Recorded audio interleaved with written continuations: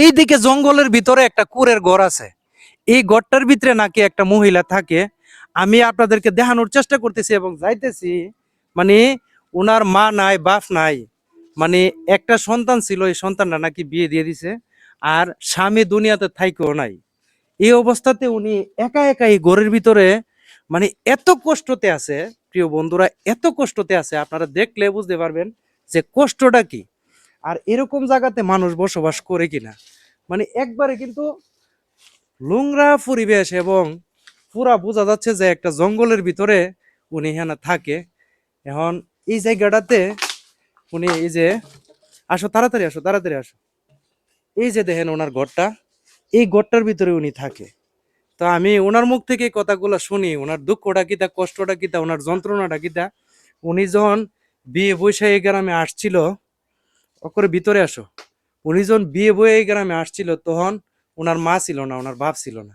ওনারে আশেপাশের মানুষ সাহায্য সহযোগিতা করে বিয়ে দিছে না। বিয়া হ্যাঁ? দিছে, আমি কষ্ট মিদে আছি। আমার বাপ চাচাইতে সকলে মিললা আমার বিয়া দিয়েছে। আমি উকুর সায়র, আমার কয়ে দিহন না নাই, চাবিও নাই, দিহনেও নাই, কই আমার দিহে নাই। এখন আমি উকুর সায়র, আমি হয়ে গেছি গা। হ্যাঁ, ঘরে দুয়ারে কুরুস্তা আমার নাই, ইয়া নাই। কেমনে আমার আপনারা যদি দয়া লাগে আপনারা আমার দেন, আমি আর কোনো চাই না। কি দিত আপনারে, কি দিত, কি করে আমি দিত? একটা ঘর চাই। হ্যাঁ, আমি একটা ভাও ভাঙ্গা রয়েছি, ভাওটার অবস্থা আমার ফাউডা আপনার কিভাবে ভাঙছে? ফাউডা মুসা হায়া ভাঙ্গি কোন গেছে জায়গাটা গা। ভাঙছে? কোন জায়গাটা, এই ফাওয়ারা ফাওয়ার কোন জায়গাটা ভাঙছে? গিরার গিরার আমি দে ভাঙছি।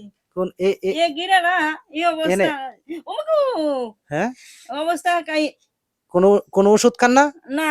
শিষ্যা শিষ্যা করতাম পারতাছি না, কোনো উস্তা করতাম পারতাছি না। এর দিকে আমি উকুর সায়র কোনো, আমি উকুর সায়র, আমি কোনো উস্তার মেয়ে আমি ইয়া করতে পারতাছি না।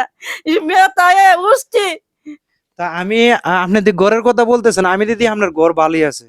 গড় মারা না, গরমে দে ফানি ও সালে দে ফানি পড়ে। হ্যাঁ, ও কুরসায়র আমি কোনো স্থান আমি করতাম পারতাম পারতাছি না। আসলে প্রিয় বন্ধুরা, এই যে গতকালকে জ্বর হয়েছিল, এই যে দেখেন গরমে দে ফানি সারা গড়ি মনে হয় ফানি পড়ছিল। এই যে দেখেন সারা গড়ি ফানি আছে। এই যে দেখেন এগুলাতে ফানি নাই, কিন্তু ওই যে ফেক কাদা যে হয়েছে এটা বোঝা যাইতেছে। তো আসলে ওনার ঘরটাতে নিয়ে উনি খুব কষ্টতে আছে। আপনার কি ছেলে মেয়ে নাই? একটা মায়া আছেন, মায়ার বিয়া ধরাইছি। আয়ন নায়র করোনা গেছে, এটা দিয়ে ওই আমি করতারি না। এই যে আডিপাড়ার মানুষ মানে মেয়েটারে বিয়ে দিছে, সবাই মিল্লা গ্রামের সহযোগিতার কারণে মেয়েটা বিয়ে হয়েছে। কিন্তু এখন বর্তমানে ওনার পাশে দাঁড়ানোর মতো কেউ নাই, কেউ নাই। কিন্তু উনি এভাবে এই ঘরটার ভিতরে থাকে। যদি ঘরটা একটু একটু সাইড বিটটা ফাঁকা করে, যদি এই পুরান টিন গুলা দিয়ে ওই আমরা ঘরটা পুনরায় একটু মজবুত করে করে দিই, ভালো হবে না? অনুকুদুর গড়টা কিন্তু মজবুত করে দিলে অনুকুদুর উপকার হইব। আমার আর কুরসায়র, আমি মাও নাই, বাবও নাই, জামাইতে জামাই নাই। আচ্ছা, এখন ফাওয়ের চিকিৎসা কেন করাইতেছেন? এক্সট্রা করাইছিলেন নি? হ্যাঁ, না না করাইছেন না? না না না, তো এখন এই ফাউনে হাঁটেন কেমনে? হাঁটতাম পারি না, হ্যাঁ, হাঁটতারি না।